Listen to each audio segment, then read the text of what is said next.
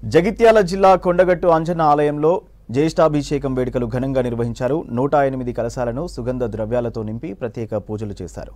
మూల విరాట్కు అభిషేకం చేశారు. అతివృష్టి అనావృష్టి లేకుండా సకాలంలో వర్షాలు కురిసి పంటలు సుభిక్షంగా పండాలని వేడుక నిర్వహించామన్నారు అర్చకులు.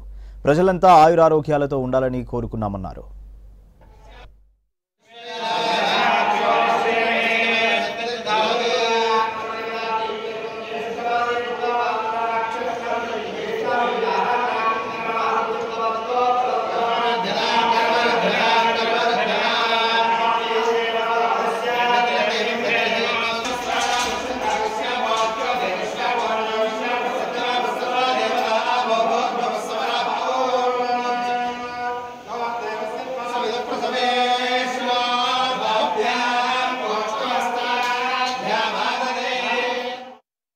రాష్ట్రంలో ప్రసిద్ధ పుణ్యక్షేత్రం కొండగట్టు ఆంజనేయ స్వామివారి క్షేత్రం.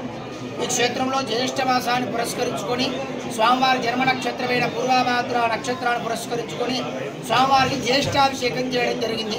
ప్రధానంగా స్వామి సన్నిధిలో విశ్వక్షేణారాధన పుణ్యావాచనం 108 అష్టోత్తర శతకలశాలు కూడా స్థాపితం చేసుకొని ఆరాధన చేసుకోవడం జరిగింది. అదేవిధంగా ఆ యొక్క కలశాలు కూడా వరుణ సూక్తము, మన్య సూక్తము తదితర సూక్తాలతో అభిమంత్రణ చేయించి ఆ యొక్క కలశాలకు ఆరాధన చేసి 108 కలశాల్లో సుగంధ ద్రవ్యాలు పాలు, పెరుగు, నెయ్యి, తేనె, శర్కర, పళ్ళ రసాలు, యాలకులు, లవంగాలు తదితర సుగంధ ద్రవ్యాలతో ఆ యొక్క కలశాలన్నీ కూడా నింపి ఆ యొక్క కలశాల యొక్క తీర్థంతో స్వామివారికి ఆరాధన చేయడం, అభిషేకం చేయడం జరిగింది.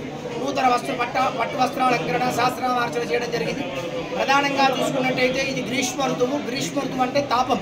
అలాంటి తాప నివారణ కొరకు అదేవిధంగా ఇప్పుడు మృగశిర కార్తీక ప్రారంభమై వర్షాలు పడాల్సింది ఉంది కనుక ఆ వరుణదేవుడి యొక్క అనుగ్రహాన్ని పొందుతూ సమవృష్టి సమపాలన అతివృష్టి లేకుండా అనావృష్టి లేకుండా నదీ తటాకాది జలమవి సంపూర్ణతా సిద్ధ్యర్థం నదులలో కూడా తటాక చెరువులలో కూడా నీరు సంపూర్ణంగా ఉండే విధంగా వరుణుడిని ప్రార్థన చేస్తూ వరుణ సూక్తంతో కూడా అభిమంత్రం చేసి ఈ అభిషేకం చేయడం జరిగింది.